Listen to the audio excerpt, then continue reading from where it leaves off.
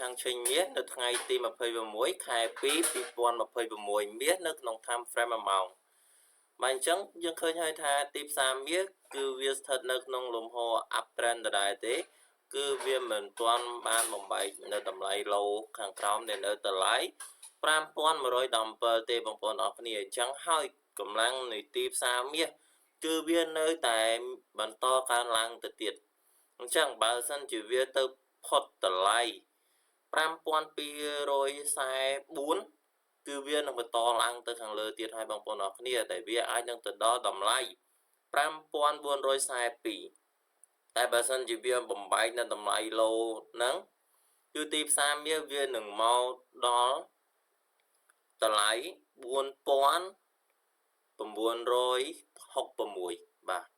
66បើសិនជាទីផ្សារមកប្រែកតម្លៃឡូអញ្ចឹងតម្លៃដែលវាមកដល់បន្ទាប់គឺវានឹងមកដល់តម្លៃមួយហ្នឹងហើយបើសិនជាវាបានបំបែកនៅតម្លៃទាំងអស់ហ្នឹងទៀតគឺវានឹងមកដល់តម្លៃ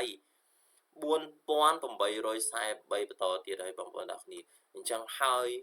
សូមឲ្យបងប្អូនទាំងអស់គ្នាត្រូវតែមានការប្រុងប្រយ័ត្នឲ្យមែនតើសម្រាប់ការជួញដូរទៅលើកម្រិតថ្លៃហាងឆេងមាននេះបាទព្រោះអី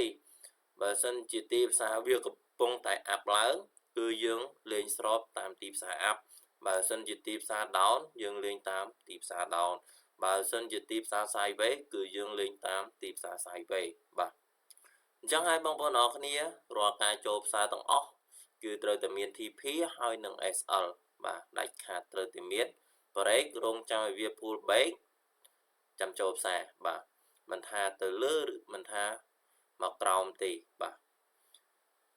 ហើយសម្រាប់បងប្អូនទាំងអស់គ្នាដែលចង់បើកគណនីជួញដូរតម្លៃហាងឆេងវាអ្នកគ្នាអាចទំនាក់ទំនងមកខ្ញុំបាទតាម Telegram ខាងលើបានបាទ